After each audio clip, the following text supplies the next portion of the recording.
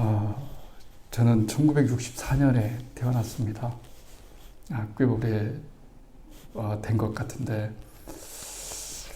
마음은 그 자리인 것 같습니다. 저희 어머니 생일날 그때 태어나서 제 어머니 생일하고 제가 생일이 같습니다. 그래서 제 생일날에는 어머니를 반드시 기억할 수밖에 없는 그런 생일날인데요. 참 좋다고 생각되어집니다. 무신 그 자의 가정에서 태어나서 교회는 거의 가보지를 못했어요. 교회는 가보지 못했는데 교회라는 것이 옛날에는 이미지가 참 좋았습니다. 학교에서 열심히 이렇게 생활하는 친구들을 보면 교회 나가서 활동도 하고 내심 부러웠는데 감히 용기를 내서 교회에 가기가 쑥스럽고 또 불러주는 사람도 없고 내 스스로 찾아갈 수 있는 것도 아니고 그래서 교회가 행사 있을 때 친구가 초청해주면 한번 갔는데 기억이 그때는 놀거리가 없었죠. 교회가 문화였고 그래서 교회에서 연극도 하고 문학의 밤도 하고 이런 거 하면은 꽉 미어 터지죠 사람들이. 근데 초청 친구가 해주면 가서 봤는데 참 신기하고 또 재밌고 참 좋았습니다. 이러던 제가 이제 1983년도에 아버지가 갑자기 돌아가시고 디바이벌에서 죄송합니다. 오래전에 말씀드렸는데 오늘 말씀을 전해야 되기 때문에 그렇습니다. 아버지가 갑자기 83년도에 49살에 돌아가셨습니다. 어린 저로서는 혼돈이 왔습니다. 죽음이라는 것을 가장 가까이에서 보았고 앞으로 어떻게 우리는 가족은 되는 건가 하는 그런 생각이 막막했죠.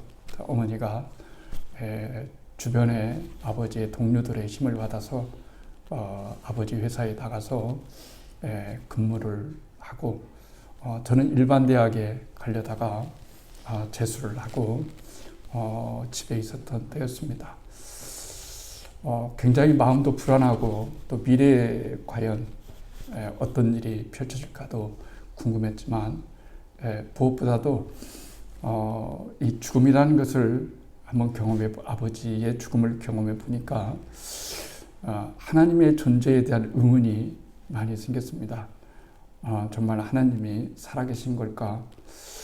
살아계시다면 꼭 만나고 싶다 하는 이런 생각을 하고 제 방에 1983년 그때 제가 의도적으로 하나님을 만나고자 했기 때문에 그 날짜를 기억할 수 있습니다. 그때가 83년 10월 22일경으로 생각되는데 제가 혼자 남아서 동생들은 학교 가고 어머니는 직장 가고 저는 재수하고 그래서 간절하게 하나님께 처음 기도라는 것을 무릎 꿇고 해봤습니다. 정말 아무것도 모르지만 순수한 마음에 정말 간절하게 하나님을 꼭 만나고 싶었습니다. 왜 만나고 싶었는지는 몰랐어요. 근데 세월이 지나서 이 정도 나이가 되니까 이제는 알았죠. 왜냐하면 그것이 하나님의 외적 부르심이었구나. 하나님이 외적으로 나를 그렇게 부르시지 않았다면 제가 하나님을 만나고자 하는 그런 열망을 가질 수가 없었구나. 이런 생각을 이제 정답을 얻은 거죠. 그래서 열심히 나름대로 기도를 했어요. 그래서 하나님 살아계시는 중표를 보여달라고 말씀을 했는데 마땅히 기도하면서 중표가 어떻게 오나 하다가 말씀드린 대로 교회는 다니지 않았지만 교회 생활하는 친구들의 이야기들 귀담아 이렇게 조금 흘려보낸 이야기가 있어서 나도 방언이라는 것을 한번 해보고 싶구나. 그래서 하나님과 거래라기보다는 얘기를 했죠. 하나님 이 순간에 제가 방언이라는 것을 하면 하나님은 살아계시고 그리고 평생 동안 하나님이 살아계신 그 중표로 제가 삼겠습니다. 이렇게 간절히 기도하자마자 저는 처음으로 제 입술이 저도 의지도 없이 제 입술이 움직이면서 방언이라는 것이 이제 나왔습니다. 그때 저는 제가 죄인이라는 것을 깨닫고 회개하고 그 다음부터 다음날 새벽 기도에 나가기 시작했습니다. 그러니까 다른 사람들이 보기에는 좀 이상한 애가 된 거죠. 교회도 안 다니는 애가 갑자기 예수님 찾으면서 새벽 기도에도 나오고, 이게 참 잊었어. 그러다 좀 있다가 갑자기 찾아와서 신학교를 가겠다고 하니까, 아무튼 제 인생에 하나님은 뭐든지 아무튼 아주 그냥 긴박성 있게 또 갑작스럽게 저를 그렇게 부르셨어요. 뭔지도 모르고 그냥 하나님 체험 하나 갖고 신학대학에 들어갔습니다.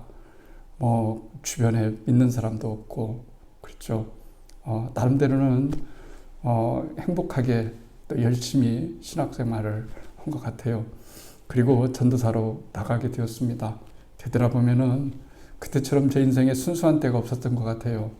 참 너무 행복했어요. 주님을 위해서 살아간다는 것이 너무 행복했고, 아굴골짝 핀들에도 진짜 복음 들고 가오리다 하는 말은 지금 말하면 못해요. 솔직히 딱 한 번이니까 인생도 사는 거지 못해요. 그때니까 한 번이니까 하는 거지 못합니다. 지금 다시 저한테 그 일을 돌아갈 수도 없을 뿐더러 그 마음도 가질 수 없을 뿐더러 그런 열정도 이제 나이가 들었으니까 푸릇푸릇함이 어떻게 있겠어요. 그때는 그때대로 좋았던 때고 또 지금은 지금대로 많은 것들을 경험하고 또 아는 거니까 이제 좋은 것이라 생각되어집니다. 제가 이 말씀을 꺼내는 이유는 제가 오늘 이 말씀 제목이 태어남에 대해서이기 때문에 그렇습니다. 지난 시간에는 제가 죽음에 대해서 말씀을 잠깐 언급했죠. 죽음에 대해서 말하라 그러면 말할 게 없잖아요. 그렇죠? 이게 원래 그런 거예요. 사람이 말하면 다 알아들어요. 그래 나도 아는 거야 이러는데 내가 말하라 하면은 통 생각이 안 나요. 이게 참 이상한 일이잖아요. 이게 말할 수 있는 것이 실력입니다. 듣는 것도 실력이지만 말하는 것도 실력입니다. 만약에 사람들이 여러분들에게 죽음이 몇 개예요? 이렇게 물어보면 갑자기 얘기하면 몰라요. 그렇죠? 그런데 기독교에서 말하는 죽음은 3개입니다. 세상에서 말하는 죽음은 의학적으로 말하는 것은 하나고 종교적으로 말하는 것은 뭐 여러 가지가 있을 수 있겠죠. 그러나 기독교에서 말하는 죽음은 3가지의 죽음입니다. 첫 번째 말씀드린 것처럼 영적인 죽음이에요. 두 번째는 육체의 죽음이고 세 번째는 영원한 죽음이에요. 그러니까 저는 예수님을 만났을 때는 무슨 죽음에 이 3가지 죽음을 다 가지고 있었어요. 영적으로 죽었기 때문에 하나님을 몰랐고요. 하나님을 몰랐고 하나님을 알든 몰라든 우리는 육체의 죽음을 다 경험하는 거예요. 그 다음에 세 번째 죽고 난 다음에 우리가 천국에 들어가느냐 지옥에 들어가느냐 하는 이 영원한 죽음을 여기에서 결정짓는 거예요. 죽고 나서 결정짓는 게 아닙니다. 그래서 이 땅에 소중한 이유가 바로 거기에 있는 거예요. 그러니까 죽고 난 다음엔 다 소용이 없어요. 죽고 난 다음에는 종교도 다시 선택할 수 없고 누구도 다시 선택할 수가 없어요. 오직 이 세상에서만 살았을 때 선택 가능한 이야기란 말이죠. 그러니까 주님께서 저를 찾아와 주셨어요. 저를 찾아와 주셔서 저는 멀쩡해요. 그렇죠. 제가 볼 때 그때 20살 때 저는 푸릇푸릇했잖아요. 죽음하고는 관계가 없어요. 그런데 죽음이 예비돼 있었어요.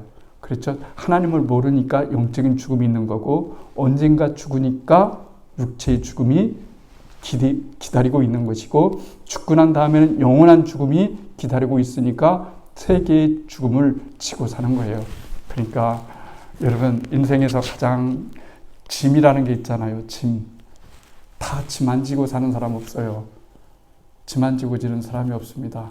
다 인생 살아가다 보면 사랑의 빛도 지고 용서의 빛도 지고 관용의 빛도 지고 이렇게 다 받으며 살아갑니다. 그런데 그 중에서 가장 무거운 짐이 죄 짐이에요. 죄 짐입니다.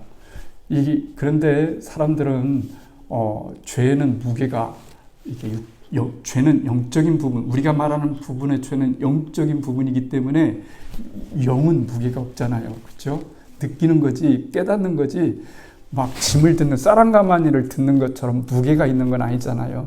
그렇죠? 그러니까 사람들이 죄의 무게를 못 느끼는 거예요. 그런데 어느 때 죄의 무게를 느끼냐면 영적으로 살아나면 감각이 생기니까 죄의 무게를 느끼는 거예요. 그래서 여러분들이 우리가 신앙생활하면서 죄를 안 지려고 하고 죄를 지면 괴롭고 그리고 그 괴로운 죄를 회개하려고 하는 것은 무엇 때문이냐? 여러분과 제가 영적으로 살았기 때문에 그런 거예요.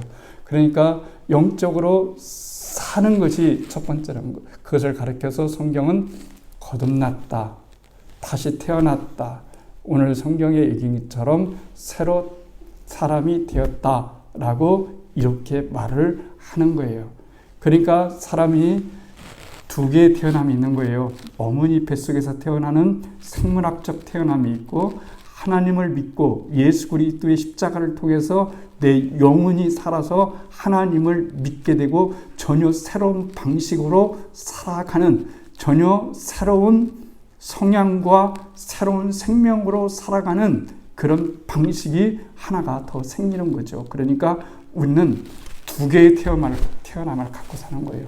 하나는 육적인 태어남, 하나는 영적인 태어남이에요. 둘 다 중요해요. 다른 사람 뭐 육적인 아닙니다. 우리가 육적인 것이 얼마나 중요합니까? 여러분, 육적인 태어남이 없으면 영적인 태어남이 없는 거예요. 서로 상호 의존적입니다.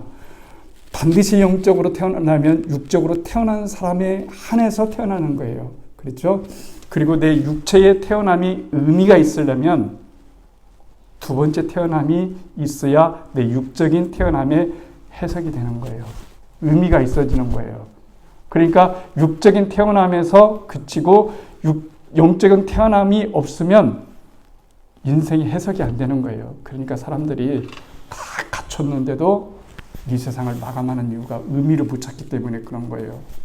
돈이라고 생각했는데 열심히 돈을 벌어봤어요. 수조 원이 쌓였어요. 행복하지가 않아요. 삶의 목적을 잃었어요. 돈이 너무 많으니까 이제는 뭘 이룰 것이 더 이상 없어요. 인생이 힘들어요. 괴로워요. 충분히 이해할 수 있는 입장입니다. 그렇죠? 그러니까 극단적 선택을 하는 이유도 하나의 태어남만 의존하기 때문에 그런 거예요. 새가 날으려면 두 개의 날개를 가지고 있어야 되잖아요. 그렇죠? 어떤 새도 내가 실력이 있으니까 한 날개로만 날겠다고 다듬치면 힘들어서 못 날아요. 우리 인생도 마찬가지예요. 우리 인생이 조금 더 무게는 있지만 더 자유스럽게 날 수 있을 근거는 뭐냐면 우리가 두 개의 삶이라고 하는 날개를 가져야 돼요. 하나는 육체의 태어남이고 하나는 영적인 태어남이에요. 이 두 개의 태어남을 가져야만 비로소 우리는 참 자유가 뭔지, 그리고 죽음 이후의 삶이 뭔지, 그리고 우리의 미래가 어떻게 되는지 명확하게 설명이 될 수가 있는 거예요. 그것이 설명이 안 되면 여러분 굉장히 인생 사는 것이 힘들 수가 있는 거죠. 그래서 주님께서 가장 말씀하시는 것은 뭐냐면 사람은 거듭나야 된다. 두 번 태어나야 된다. 이렇게 말씀하시는 거예요. 그러면 제가 이게 중요한 말씀이기 때문에 그런 거예요. 그러면 왜 두 번 태어나야 되는 걸까요? 그 이전에 두 번 태어난다는 건 뭘까? 중생 뭘까? 그렇잖아요. 그런데 이 영적인 것은 느낄 수가 없잖아요. 감정적인 것은 알아요. 이성적인 것도 알아요. 육적인 것도 알아요. 근데 영적인 것은 어떻게 설명이 안 되지만 명예세계가 있다는 것을 우리는 분명히 알고 있는 거예요. 그러니까 거듭남이라고 하는 것은 뭐냐면 아까 제가 말한 것처럼 주님이 저를 부르셨어요. 근데 무슨 부르시냐면 이상하게 하나님을 좀 만나봤으면 좋겠다. 한 번도 그런 마음이 없는데 하나님의 존재, 하나님이 살아계신지 좀 알고 싶다. 여기서부터 하나님의 개입이 시작된 거예요. 하나님이 살아계신지 알고 싶다. 왜 아버지는 빨리 돌아가셨지? 도대체 왜 죽는 거지? 죽음이 끝인데 왜 이렇게 허무한 거지? 뭐 이런 여러 가지 생각들이 있다가 그 문을 통과하는 거죠. 그렇다면 하나님이라고 하시는 분이 계시는 건지라고 해요. 그러면 하나님을 좀 만나봐야 되겠다라고 이렇게 마음을 갖는 것이 외적인 부르심이에요. 그래서 제가 하나님 앞에 하나님 당신이 살아계시면 어떤 것이든 중표를 보여주세요. 특별히 제가 한 부탁을 들어주시면 하나님과 저 사이에 다 이런 공식은 아니지만 사람마다 다르다는 걸 참조하죠. 저는 저 나름대로 만난 얘기니까 사람마다 다르니까요. 그렇게 해서 하나님을 만난 거죠. 그렇죠? 그러니까 구원이라고 하는 것은 뭐냐면 중생과 회심이 말씀드린 것처럼 서로 합쳐지는 거예요. 중생은 하나님이 하시는 거고 회심은 내가 하는 거예요. 그러니까 구원은 하나님 편에서 하셔야 될 일이 있고 내가 해야 되는 부분이 있는 거예요. 그런데 이 모든 것들을 다 가르쳐서 하나님의 은혜다 이렇게 여러분 말하는 거예요. 이 구원에 있어서만은 우리는 자랑할 것이 없어요. 그렇지만 하나님 앞에 핑계는 될 수는 없어요. 예를 들어서 이 사람은 다 구원받기로 작정되어 있고 이 사람은 구원 안 받기로 작정되어 있다면 이 사람은 얼마나 불쌍해요. 하나님이 그러시면 안 되잖아요. 모두 다 사랑한다고 해놓고서 왜 이 사람 A라는 사람은 구원받기로 이미 예정이 되어 있고 이 사람은 구원 못 받기로 예정이 되었다고 한다면 하나님은 얼마나 불공평하냐는 얘기예요. 그렇죠? 여기서 설명하고자 하는 것은 어떤 한 부분을 얘기하는 거예요. 뭐냐면 하나를 설명하기 위해서는 하나를 버려야 될 때가 있어요. 그렇죠?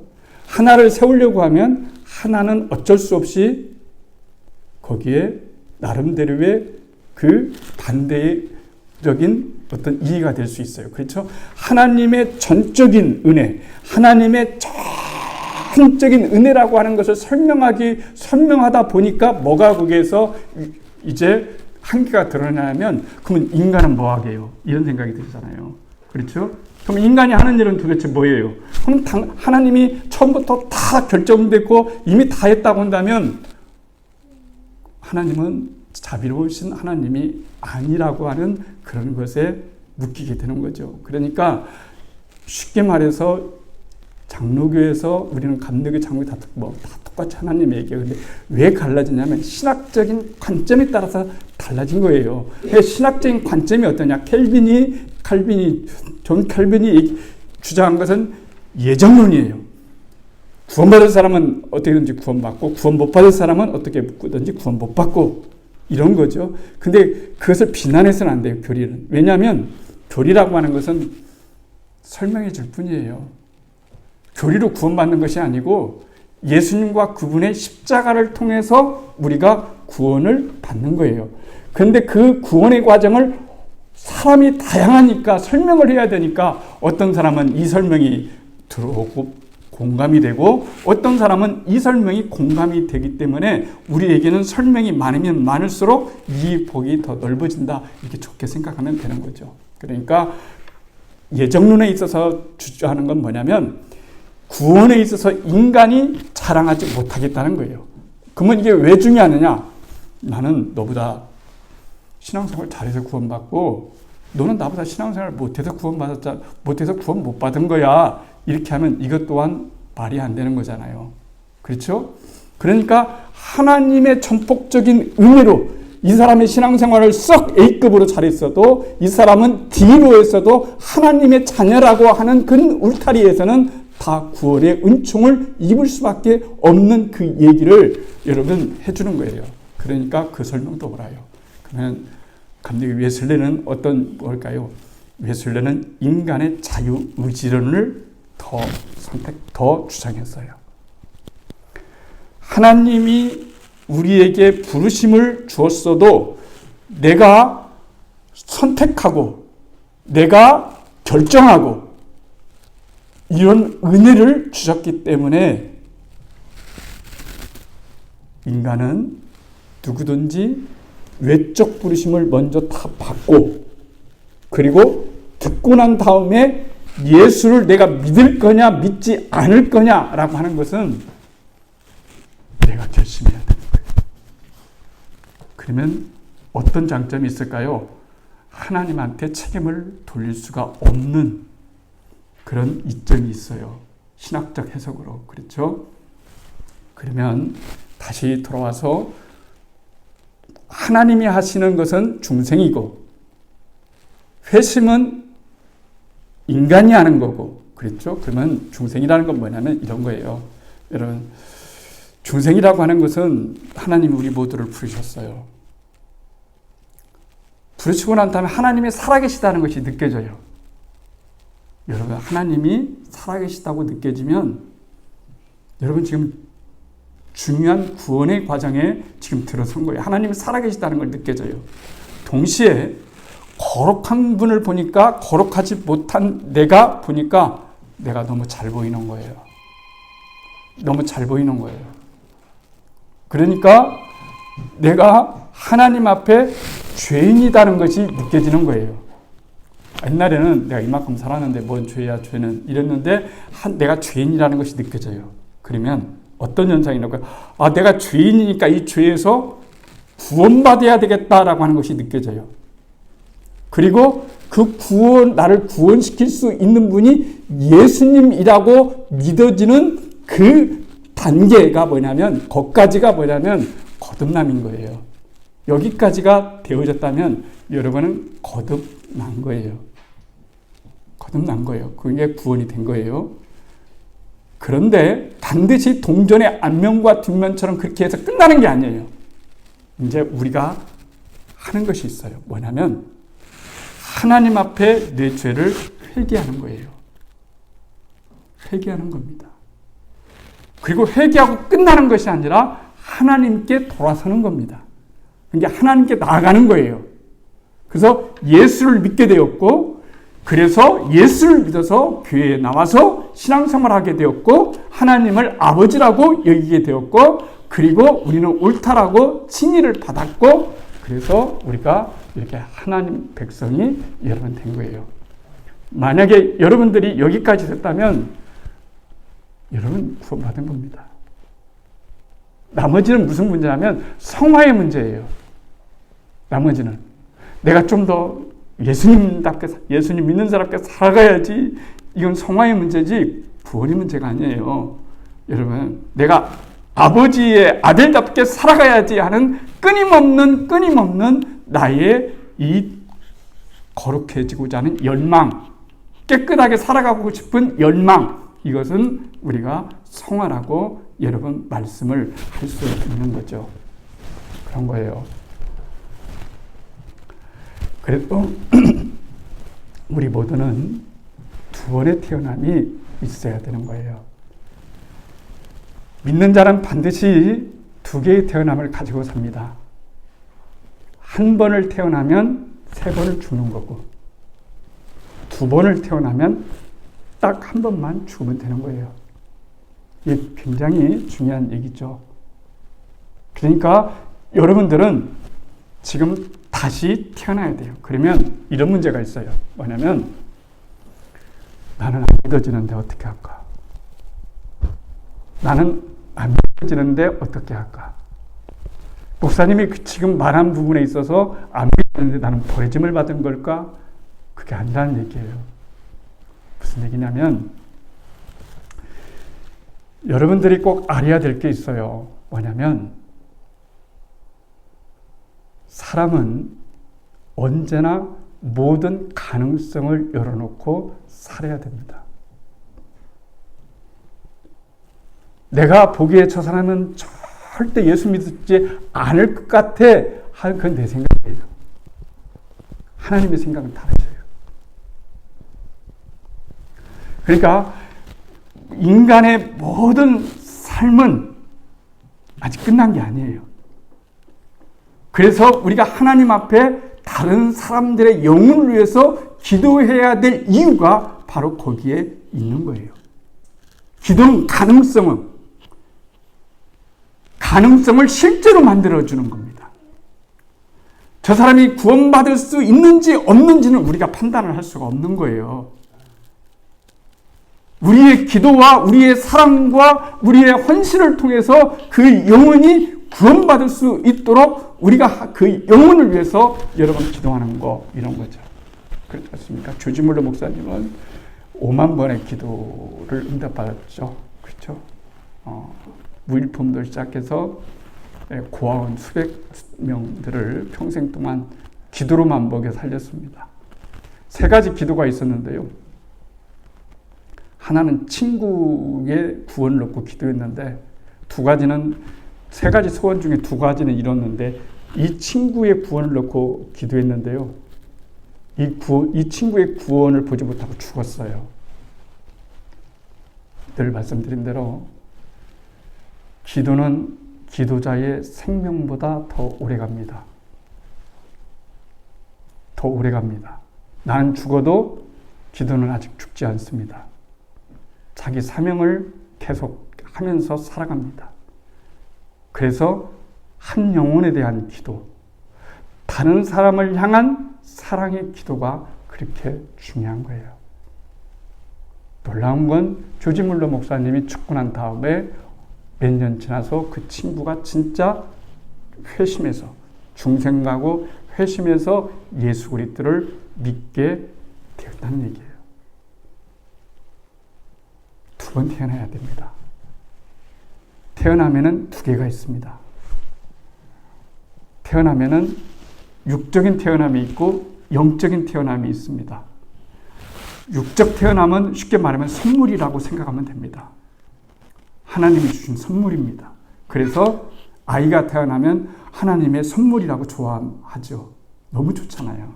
그런데 이 선물이 축복이 되려면 어떻게 되는 걸까요? 거듭나면 됩니다. 다시 태어나면 됩니다.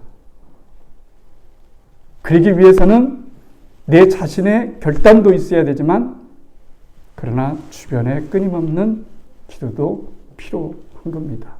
우리는 지금 태어남에 관심을 쏟아야 됩니다. 태어난다는 거 얼마나 좋습니까?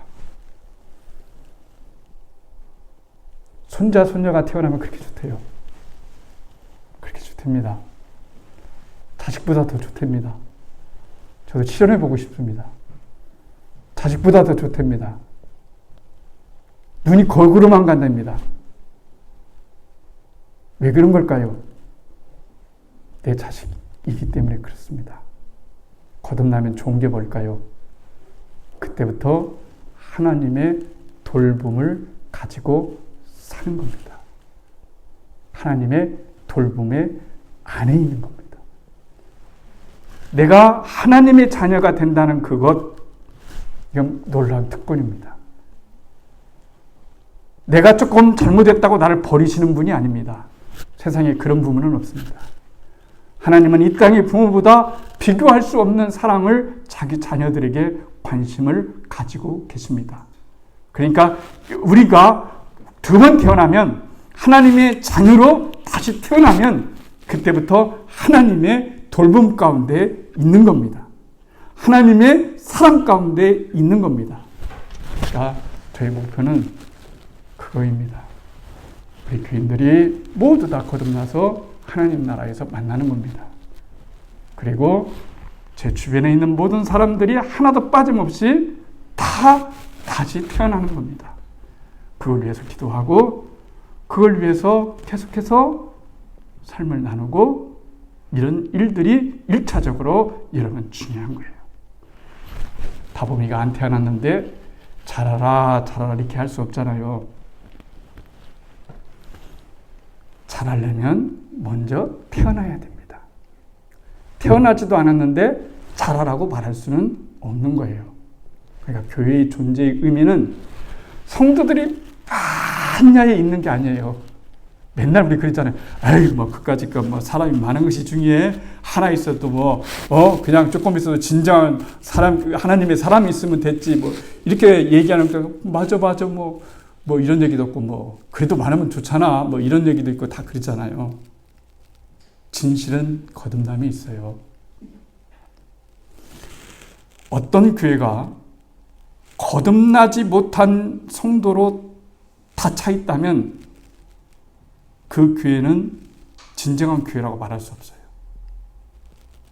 그러나 몇 명이 구원받았는데 몇 명이 거듭나는 성도들이 있다고 한다면 그 교회가 바로 진정한 교회예요. 왠 줄 아십니까? 교회는 어떻게 태어나는 걸까요? 교회는 어떻게 세워지는 걸까요? 우리 모여가지고 교회 건축 하나 하고 교회 세우고 목사님 모셔다가 교회 하나 세우자 이렇게 해서 세워지는 게 아니에요. 여러분, 세상도 그런 조직을 만들 수 있어요. 그건 조직입니다. 그러면 어떻게 태어나는 걸까요? 교회는 예수 그리스도에 대한 고백을 통해서 태어나는 거예요. 베드로가 예수님에게 그랬어요. 주는 그리스도시요 살아계신 하나님의 아들입니다라고 고백하니까 내가 네 위에, 반석이라는 네 위에 내 교회를 세우겠다 이렇게 말씀하셨어요. 내 교회를 세우겠다고 말씀하셨어요. 그러니까 교회는 고백이 있어야 돼요. 주는 그리스도시요 살아계신 하나님의 아들입니다 라고 하는 그런 고백이 있는 교회는 2명이 있어도 참된 교회입니다. 그 교회가 살아있는 교회다 이렇게 말할 수가 있는 거예요. 그렇게 고백할 수 있는 것은 영적으로 내가 다시 태어나야만 그렇게 고백할 수 있어요. 왜 그런 걸까요? 다솜이가 엄마 아빠한테 안 태어났으면 엄마 아빠라고 말하지 않습니다. 그런 고백 없습니다. 어머니라고 아버지라고 고백 없습니다. 우리가 다시 태어나면 이상하게 하나님을 아버지라고 부르는 것이 자연스러워져요.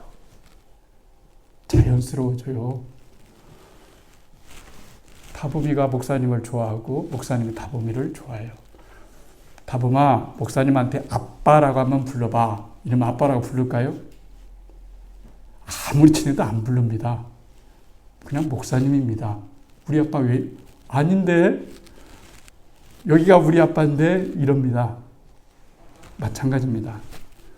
우리가 태어나면 하나님이 내 아버지라고 고백이 되어지고 불러집니다.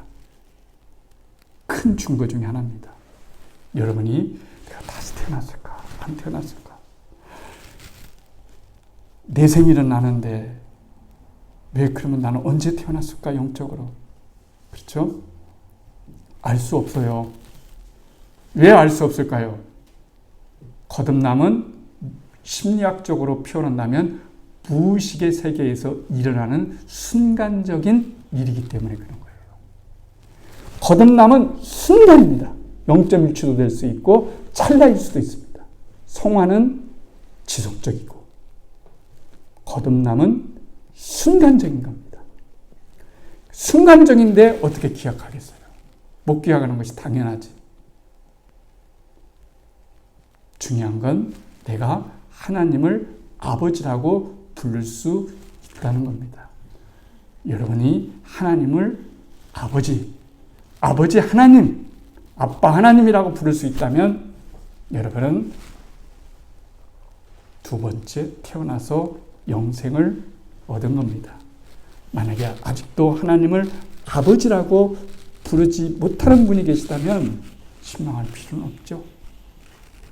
주님의 은혜를 간구하며 그 영혼을 위해서 기도하면 되니까요. 여러분의 기도를 통해서 많은 영혼들이 구원받기를 원합니다. 우리 아름다운 교회가 비록 사이즈는 크지 않지만 거듭난 자로 충만해서 거듭나지 못한 사람이 우리 교회에 들어오면 여러분의 기도와 관심과 하나님의 은혜를 통해서 다시 태어나서 하나님을 아버지라고 부를 수 있는 그런 놀라운 중생의 역사, 거듭남의 역사, 다시 태어남의 역사, 새로운 피조물이 되는 그런 역사가 일어나기를 주의 이름으로 축복합니다.